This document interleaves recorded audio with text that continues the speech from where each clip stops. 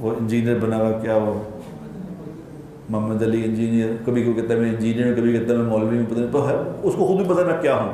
کیا کیا فضول باتیں وہ کری جاتا ہے، وہ کری جاتا ہے. آپ کے سامنے قرآن اسی طریقے سے پڑھا جا رہا ہے کہ جیسے کوئی آپ کے سامنے فرینچ زبان کے اندر آ کے آپ کو گالیاں نکالنا شروع کر دے. اور لوگ تو چونکہ بیچارے لوگوں کو تو دین کا پتہ نہیں، لوگ تو صحیح سمجھ رہے ہوتے ہیں کہ جی یہ صحیح فرما رہے ہیں، اتنا مشہور آدمی صحیح باتیں کر، اور کتنی فضول باتیں وہ کرتا ہے دین کے معاملے میں جس کی کوئی حد نہیں. آج کل بہت زیادہ چل رہا ہے کہ علی بھائی کو نہ سنو، صحابہ اور بزرگوں کو برا کہتا ہے، اپنے پاس سے حدیث کا رزلٹ نکالتا ہے. یار یہ تو پرانی باتیں ہو گئی ہیں میرے بھائی. جو یہ کہتا ہے نا اس کو کہیں کہ وہ تو اپنے پاس سے نکالتا ہے نا. آپ یہ حدیثیں پڑھ کے نا، آپ اپنے پاس سے نہیں، آپ وہ والا رزلٹ نکالیں جو نکلتا ہے. اپنے پاس سے کیا رزلٹ ہے؟ بالکل واضح ہے. یہ کہتے ہیں کہ اب ایاک نعبد و ایاک نستعین کے بعد کوئی یہ رزلٹ نہ نکالے کہ بابوں کو پکارنا شرک ہے، تو میں کیسے نہ نکالوں؟ وہ کہتے ہیں نہیں، اس میں سے آپ کسی طریقے سے یہ ثابت کریں کہ اللہ کے ساتھ بزرگوں کو بھی اللہ کی اطاعت سے پکارا جا سکتا ہے. تو میرے بھائی میں کیسے ثابت کر دوں؟ میں نہیں کر سکتا. جو اس میں سے اچھل اچھل کے معنی نکل رہا ہے میں نے وہی ثابت کرنا ہے نا. اگر آپ کہیں کہ میں قرآن و سنت کے بالکل مخالف کوئی رزلٹ نکالوں جو اس میں سے نکل رہا ہے، یعنی اگر حدیث کہہ رہی ہے کہ عمار کو ایک باغی جماعت قتل کرے گی، عمار انہیں جنت کی طرف اور اللہ کی طرف بلائے گا، وہ جماعت دوزخ کی طرف بلائے گی. صحیح بخاری 2812 اور صحیح بخاری 447 اور مسلم میں بھی موجود ہے 7320 اور 7322. یہ حدیث متواتر ہے. سیدنا ابو سعید خدری سے ہے، ام سلمہ سے ہے، عمر بن عاص سے ہے، عبداللہ بن عمر بن عاص سے ہے، خود حضرت معاویہ اس حدیث کے بیان کرنے والے ہیں. اب اس کے بعد میں آپ کو کہ جی اس میں تو لکھا ہوا ہے باغی جماعت قتل کرے گی، تو لیکن اس کو آپ اس کا معنی اس کا مفہوم یہ بنتا ہے کہ حضرت عمار کو ایک بڑی اچھی جماعت قتل کرے گی، عمار ان کو جنت کی طرف بلائے گا، وہ اس کو بہشت کی طرف بلائیں گے. جہنم کو میں جو ہے وہ بہشت کہہ دوں کہ وہ بہشت کی طرف بلائیں، اس طرح تو میں نہیں چینج کر سکتا. جو مطلب نکلنا ہوتا ہے وہی بیان کرنا ہوتا ہے. اور میں نے اکثر یہ بات کی ہے کہ قرآن و سنت کا وہ معنی معتبر ہوگا جو پہلی دفعہ آپ پڑھ کے اس میں سے لیں گے. ایک انگریز کے سامنے آپ الٹے بھی لٹک جائیں نا، ایاک نعبد و ایاک نستعین سے، وہ یا شیخ عبد القادر جیلانی ماننے گا نہیں. وہ کہے گا یار واضح لکھا ہے کہ اللہ کو پکارنا ہے. اب وہ نہیں کہنا کہ امی سے روٹی مانگنی ہے، وہ اسباب نے ادھر تھوڑا انگریز بھی تو لتر مارے گا یار، یہ تو گل ہی نہیں ہو رہی. وہ تو قرآن میں حکم ہے وتعاونوا علی البر والتقوی ولا تعاونوا علی الاثم والعدوان. خدا کے لیے یہ دو الگ چیزیں ہیں. ظاہری اسباب تو آپ کافر سے بھی اڈاپٹ کر سکتے ہیں. بخاری مسلم میں آتا ہے نبی علیہ السلام کی وفات جب ہوئی، آپ کی زرہ یہودیوں کے ہاں گروی رکھی ہوئی تھی اناج کے عوض. آپ یہودی سے بھی مدد لے سکتے ہیں جو اسباب ہے سامنے. اس سے یہ کہاں سے؟ تو اسی لیے میں نے جملہ بولا تھا جو کافر مطلب لے گا نا پہلی دفعہ پڑھ کے، وہ آپ نے لینا. یہ بھی لوگوں نے کلپ کار لیا، یہ کہہ رہے ہیں مسلمانوں کا مطلب نہیں لینا، کافروں کا لینا ہے. میں یہ کہنا چاہ رہا تھا. اور یہ تو آپ خود بھی کہتے ہیں. کیا کوئی بریلوی مانتا ہے کہ دیوبندیوں کے ترجمے کو آپ نے ماننا ہے؟ تو بریلوی بھی تو کہہ رہا ہے کہ دیوبندیوں کا ترجمہ نہیں ماننا، اور دیوبندی کہہ رہے ہیں بریلویوں کا ترجمہ نہیں ماننا. اور میں کمبائنڈ طور پہ کہتا ہوں ان دونوں کا نہیں ماننا. جو عربی کے مطابق ترجمہ بنتا ہے دونوں کا لیں اور کمپیئر کروائیں، اور جو کہیں پہ اختلاف ہو کسی عربی دان چاہے وہ یہودی کیوں نہ، اس سے فیصلہ کروائیں کہ یہ لکھا کیا ہوا ہے. اب تو خیر وہ مسئلہ ختم ہے، میں تو ساروں کے ترجمے کو صحیح سمجھتا ہوں، کہیں ایک جزوی اختلاف ہو سکتا ہے. تو میں یہ کہہ رہا ہوں کہ میں یہ کافروں کو فالو کرنا میرے بھائی وہ اس لیے کہ کافر سوچے سمجھے بغیر جو قرآن میں لکھا ہے اس کو اسی طرح مانے گا. مثلا میں آپ کو ایک آیت بتاتا ہوں سورۃ النمل کی، امن یجیب المضطر اذا دعا، بھلا بتاؤ تو کون ہے جو مصیبت میں گھرے ہوئے شخص کی فریاد کو سنتا ہے، اس سے تکلیف کو دور کرتا ہے، اور تمہیں زمین پہ اگلوں کا خلیفہ کرتا ہے. کیا الہ مع اللہ، کیا اللہ کے ساتھ اور الہ بھی ہے؟ قلیلا ما تذکرون، بہت ہی کم تم نصیحت حاصل کرتے ہو. اب یہ جب ایک انگریز پڑھے گا نا، وہ کہے گا اللہ تو یہ اس میں کہہ رہا ہے کہ جس سے تم دعا کرتے ہو نا وہ تو ہے اللہ، اور اللہ کے علاوہ کسی کے بارے میں تمہارا عقیدہ نا کہ تم اسے پکارو گے مدد کے لیے اور وہ تمہاری مشکل دور کرے گا، تو اللہ یہ کہہ رہا ہے کہ کیا وہ الہ ہے جس کے تم پکار رہے ہو؟ یہ انگریز مطلب لے گا نا. لیکن پاکستان کے 20 کروڑ عوام میں کم از کم 10 کروڑ سے زیادہ ایسے ہیں جن کو آپ یہ مطلب منوا کے بتائیں.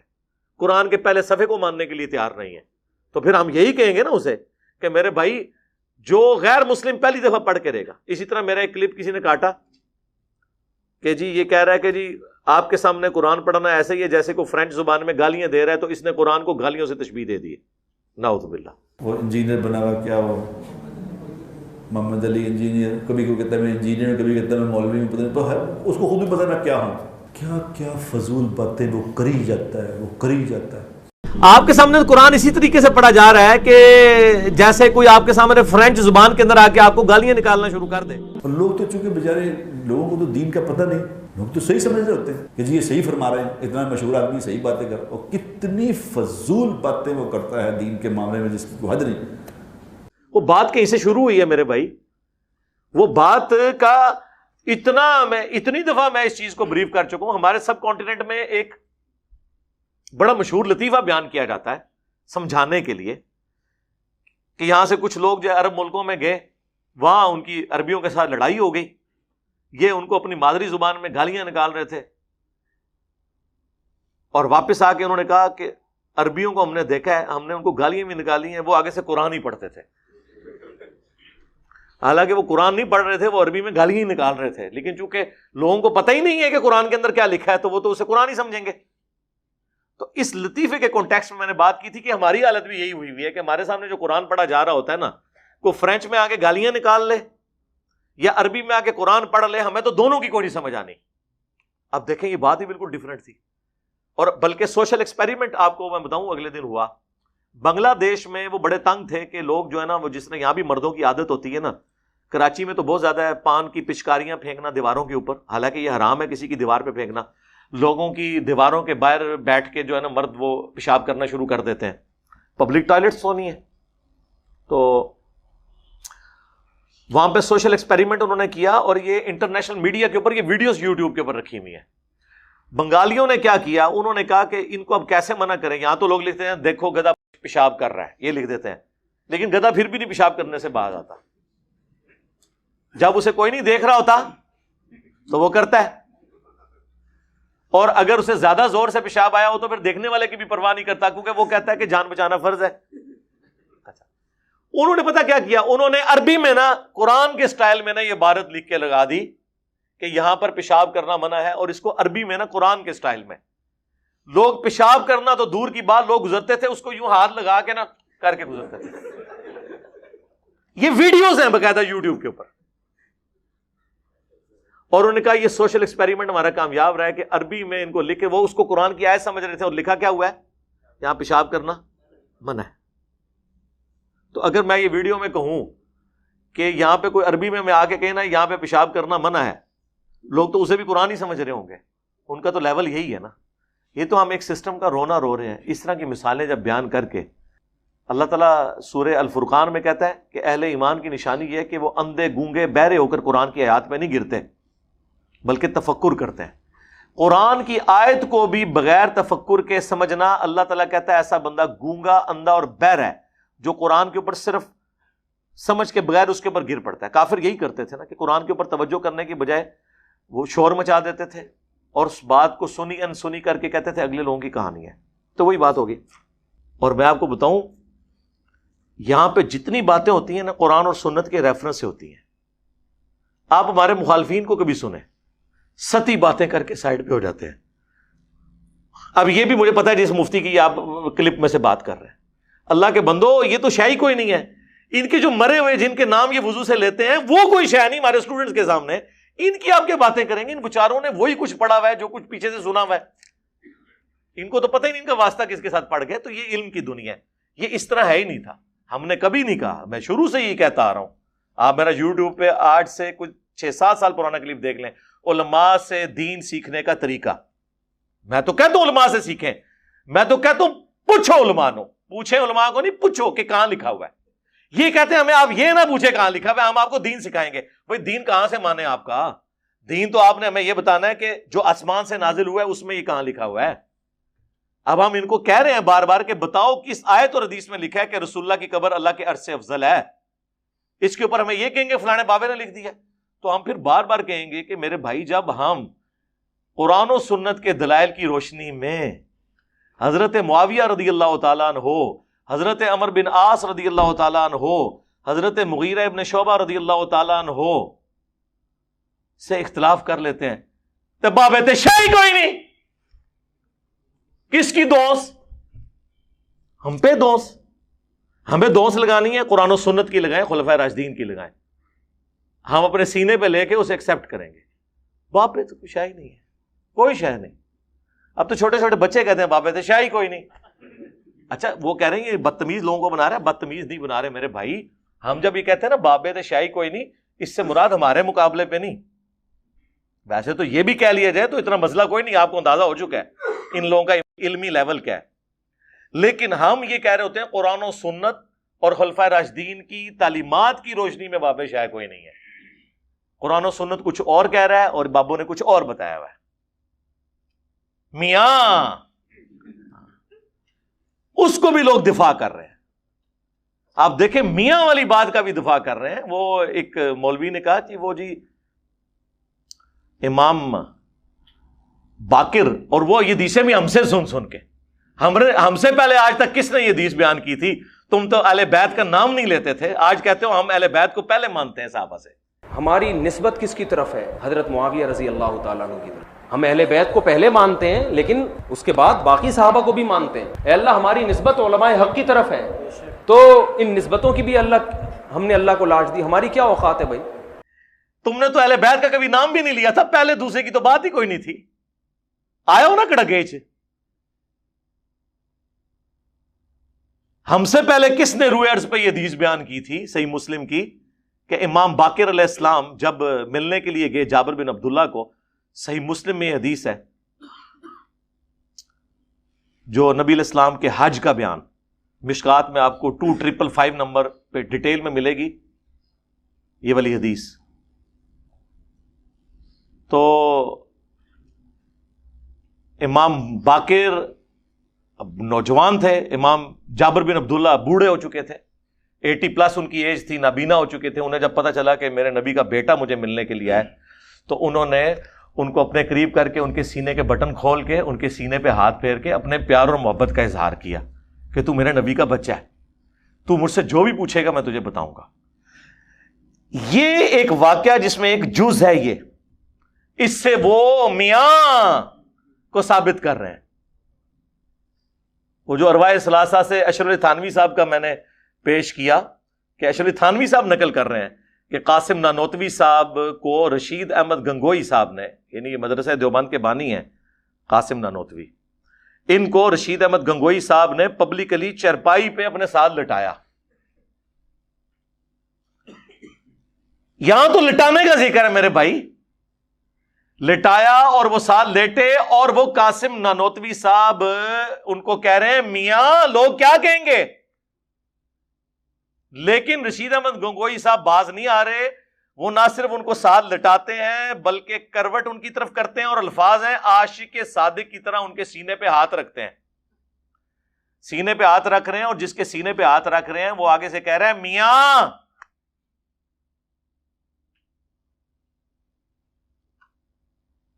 یہاں جابر بن عبداللہ نے جب پیار اور محبت کا اظہار کیا تو امام باقر نے تو کوئی آگے سے بات نہیں کی ہے، اور وہ کوئی لٹایا تو نہیں تھا.